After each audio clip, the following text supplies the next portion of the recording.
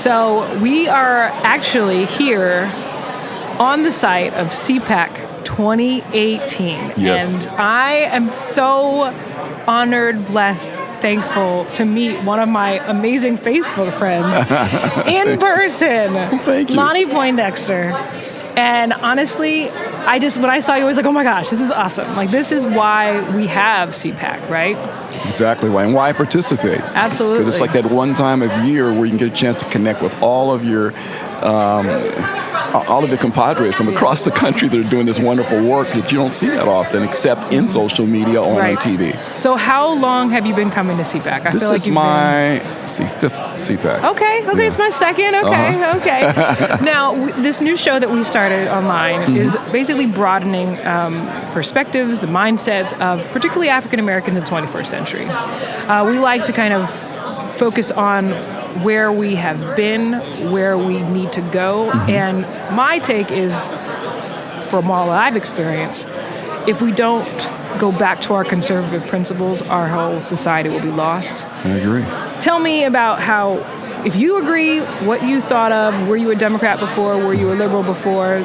You know, do the spiel. What would you want people to know, particularly African Americans, about why you made a switch if you did? Well, I grew up in Southern California, and I was typical of folks with our particular paint job, and that my parents were Democrats, so I was Democrat. Yeah. Didn't know one from the other, didn't give it a whole lot of thought. Right. But I grew up in a fairly conservative community. I grew up in Southern California in the 60s and 70s. I'm a 70s child. Okay. And the community I grew up in were Black Americans who sought the American ideal. Right. And stood up against whatever prejudice they had to stand up against and still attain the American dream. They bought homes.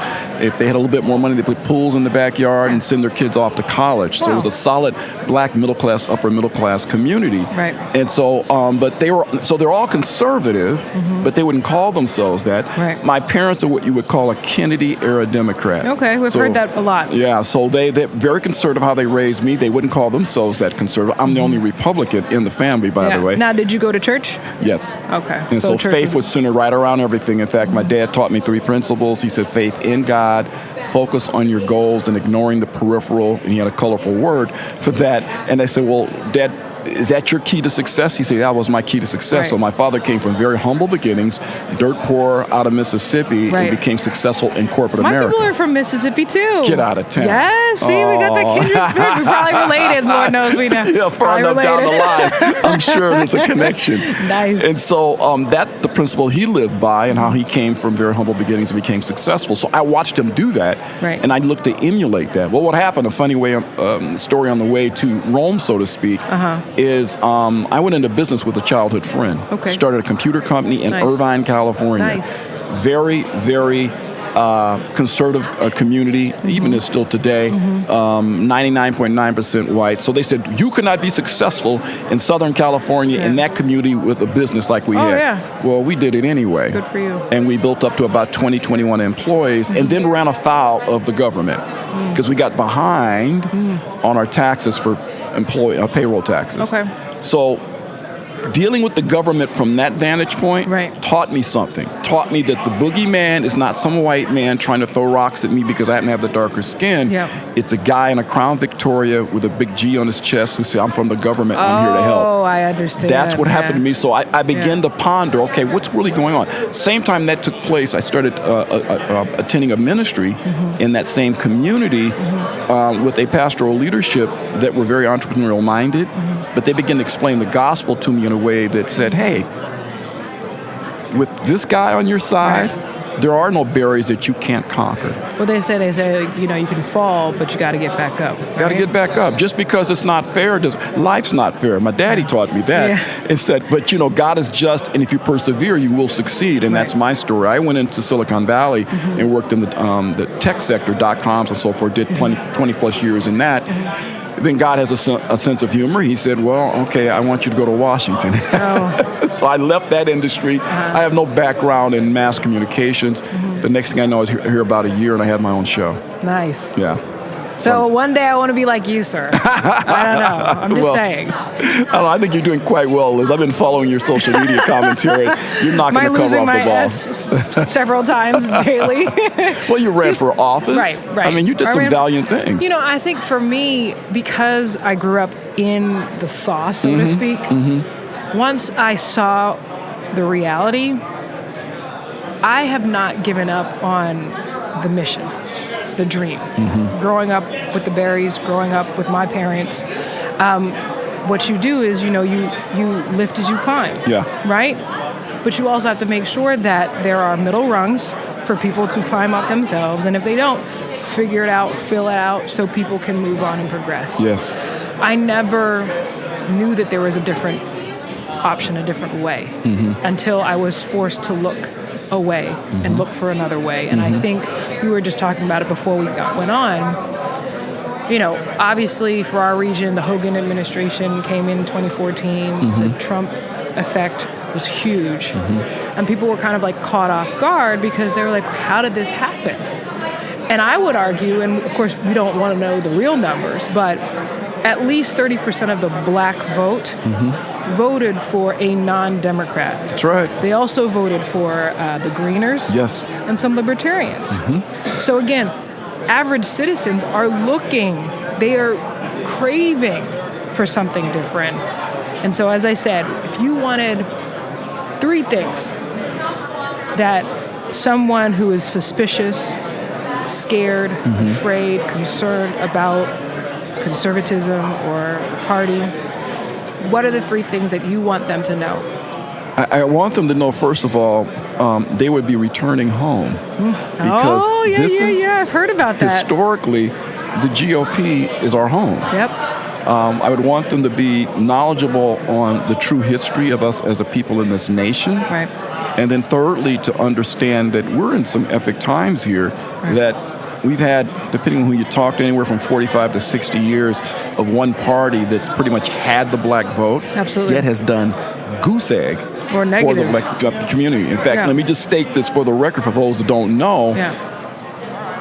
The policy that put forth the civil rights legislation in the mid-1960s was authored by the Republican Party, signed by a Democrat president who, at the time, Lyndon Baines Johnson, was the same individual who fought same legislation when he was in Congress. Exactly. Yes. So Lord have mercy. So I have folks, Democrats, I said, no, he wasn't even about that until it became politically expedient for him to be about that. Now, he also said that doing this would have them so-and-so's voting Democrat for the next 200 years. Yes, they did. And hey, you find that, right? You know, when you say, you're conservative, it's like, well, the party switched or what have you. And you're like, I am who I am. I was raised how I was raised. I live by these certain principles. Yes. You know me, right? Why would you think that I would do something negative, caustic, bad for me or my people? Thank you. Maybe there's something missing there. Yes. You know what I mean? Yes. That frustration. I'm told on social media all the time, Lonnie Poindexter, how much money did the Republicans pay you to sell out your people? And I'm laughing as I open up another package of top ramen. I know 101 ways to make Tom ramen. So you're not doing it to get wealthy. You're doing it because it's a principle that you believe in. And it's the right thing to do. And as you said, time is of the essence. It's now or never. You've seen the statistics. The black community is on life support. Well, 70, I use an average of 70 because it's actually closer to 72% of black households today in America, single parent. Typically. 70. We were before the 60s, it was... The exact is opposite. Yeah, we had more married couples than the white community. Yeah, average was 70% of black households were two-parent, typically male head of household. And that was when we were truly second-class citizens. We had to fight for the vote. Yeah, like we really were. Oh, yeah, you had to deal with some things back then. I was a little guy, but I do remember. Yes. But again, people know more, they know more about the truth. And we just got to speak the truth. We do. That was the message today, right? Yeah, I agree. And I tell folks, look, I'm not telling you to be a Republican. What I am telling you to see, if you happen to have the darker I'm telling paint you to be a job- Republican. I said, I'm asking you, though, to seriously consider the party that you have such an allegiance to that Right. has done nothing for your community 45, 50 years. Yeah. And that's what you have to look at, and that's what your stat you were giving before, how folk with the blacks have moved. They either crossed the aisle and voted GOP, or they went libertarian, or they Right. went independent, Greenpeace, whatever it Yeah. happened to be. Yeah, a lot of people. But something took place. There was Yeah. a movement. And I know historically, A if you light get went blacks, 20+% of blacks vote other than Democrat, you won't see another Democrat in the Oval Office. And you for wonder years. why they're pushing illegals. Uh-huh. Like people, you know what people do and say. And I'm like, 2 + 2 = 4 people. We're going down as a population. You're aborting our children before they're Preach. even born. So here in this area, how do we become the full-on minority having been native born? Yeah. You know, and you're like, we're citizens. You know, for me, it's like, let's step in fully to our citizenship as Americans of African descent. Yes. Because this is our country. It's our We built country. this country. Yes. Right? We've been here from the beginning. This is our birthright. Yeah. You know, That's so true. And it's so frustrating to see what folks don't understand. Our numbers are depleting. If I saw a study, I forget who it was. It might have been the Archdiocese of Washington, and we did a couple studies that stated if the aborted babies from Roe v. Wade going forward had been allowed to live and procreate, their progeny would have the black community somewhere just south of 80 million people today. You know, today we're less. We're a little less than half of You that. mean they did that on purpose? Are you telling me they did that on purpose, Lonnie? Are you telling me? And we signed right up for it. We do, and we continue to do it. Yes. That's the thing for me as a black woman. We're the strongest supporters of the gosh darn Democrat Party, right? We're the first ones to attack people like me because we have been literally indoctrinated to protect our people. It's like, which people are you talking about? Yeah. The ones that are in our wombs? Yeah. And you're not even allowed to say that because it's what? Women's rights. Women's rights. There's some good PR folks, Very good PR. Great marketers. Yes, and it's really interesting with that is they talk women's rights when there's horrible statistics that relate to women being maimed and dying from the procedure, made barren from the procedure. See, those That's numbers true. they don't quantify. Yeah. But when you factor all that in, it's not a positive thing for women who step into those, I call them torture chambers. Wow.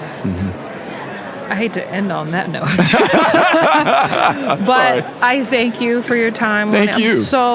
It's so great to finally meet you in the flesh. Yes, it's good to see you as well. And I was walking down Media Row and I Yeah. said, "Who's that attractive woman in the NRA hat?" And I said, "Oh, I know her." You do, and thank you for your support. Again, we Thank got to you. support each other. Yes, we 'cause do. This is a battle.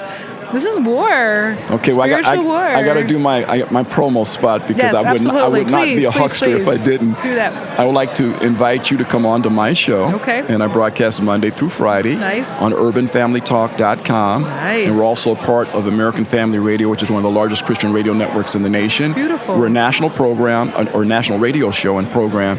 And we're making some great headway in getting this message out. It's a 2-hour show called Lion Chasers. Nice. We'd I've seen love that, to yeah. have you on the show. And we'll definitely roll some ads on this segment. So we Okay. can definitely promote it, and I would love to come on. And Well, visit. thank you. Thank you very much. Thank you so much. All righty. Appreciate it.